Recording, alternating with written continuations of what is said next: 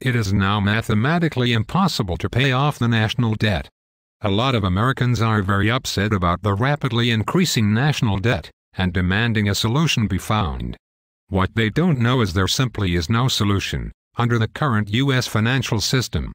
Truth is the government owes more dollars than they have cents. If the government took every penny from every American bank, business and taxpayer, they still cannot pay off the national debt, and government would still have a massive debt.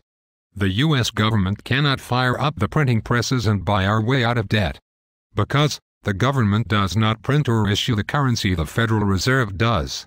The Federal Reserve is a privately owned bank operating for profit by a very powerful group of elite international bankers. If you pull a dollar bill out of your wallet and look at it, it says Federal Reserve Note at the top.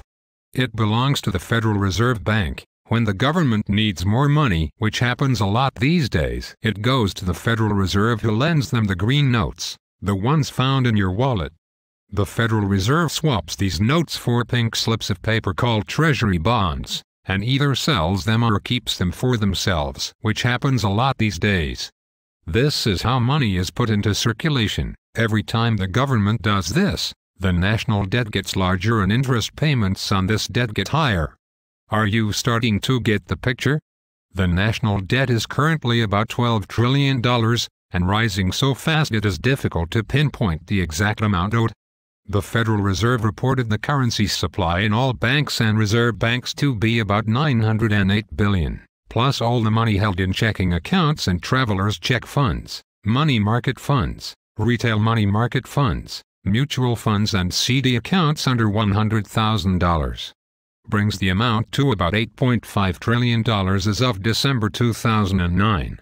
But not all this money actually exists. I will explain in a minute.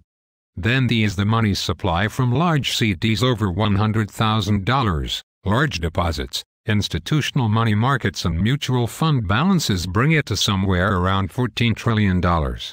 Again, not all this money actually exists. So, why does it not exist?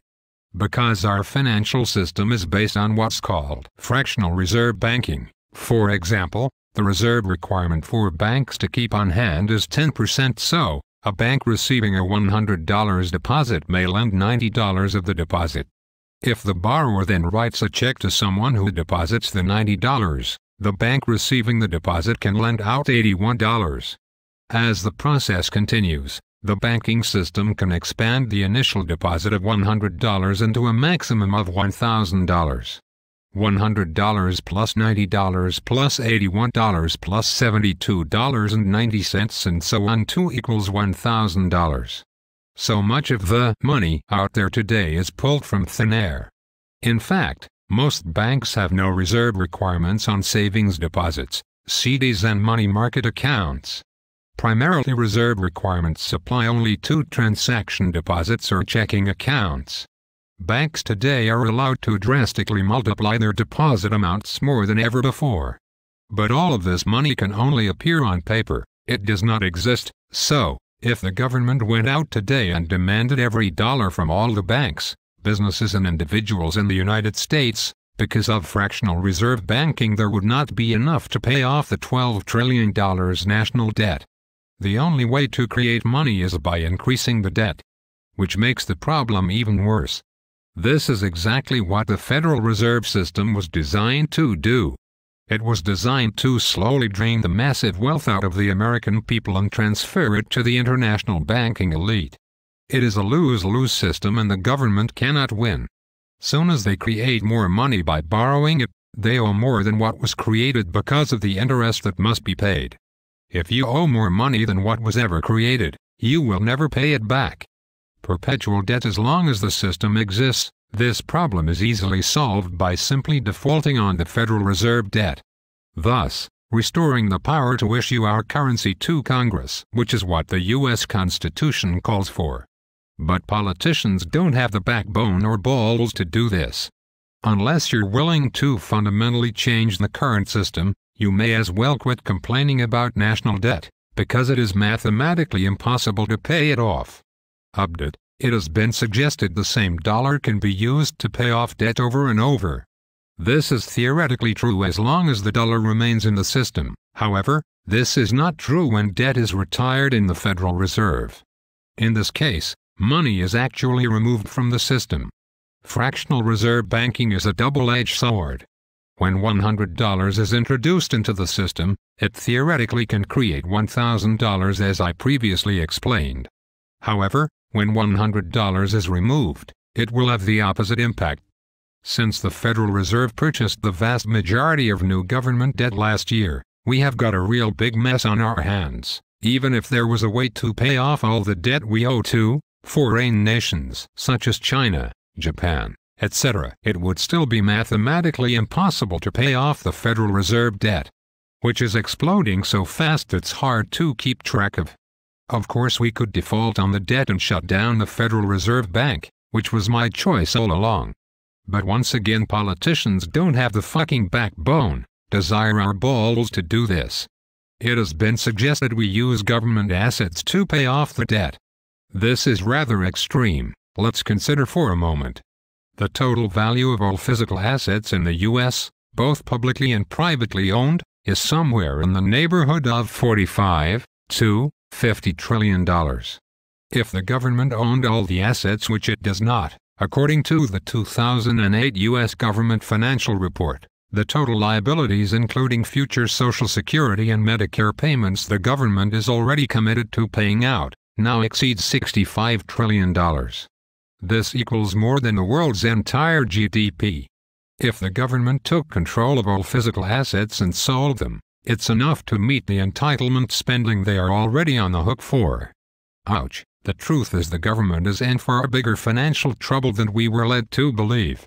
According to the U.S. Budget Deficit Report for 2008, the deficit was not $455 billion, it was $5.1 trillion.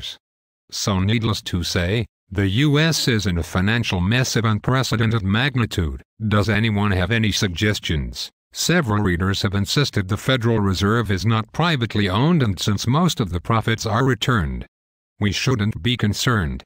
Actually, the ownership of the Federal Reserve is done in layers.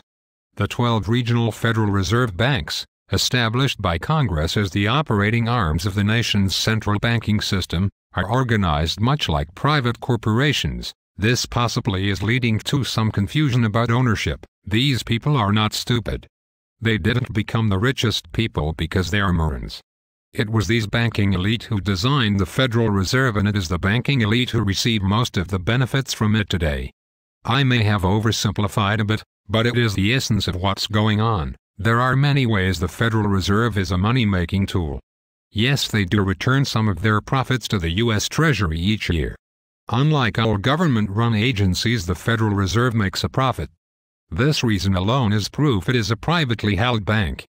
However, we only have the private reserve's word for this, since they have never been subjected to a comprehensive government audit. Ever. Right now there is legislation to change this going through Congress, and the Federal Reserve is fighting it tooth and nail. Warning: an audit could trigger a financial disaster. What are they afraid of? We will see what they have been up to all these years. If you are a history buff, then you probably know debates about a central bank go all the way back to the founding fathers. The European banking elite have always been determined to control our currency, and is exactly what is happening today. Ever since the Federal Reserve was created, there have been members of Congress who have been trying to warn the American people about the insidious nature of this institution. Just check out what the Honorable Louis McFadden, chairman of the House Banking and Currency Committee, had to say all the way back in the 1930s. Some people think the Federal Reserve banks are United States government institutions. They are private monopolies preying upon the people of these United States for the benefit of themselves and their customers, foreign and domestic speculators and swindlers, the rich and predatory money lenders. The Federal Reserve is not the solution, and it never has been. The Federal Reserve is the problem.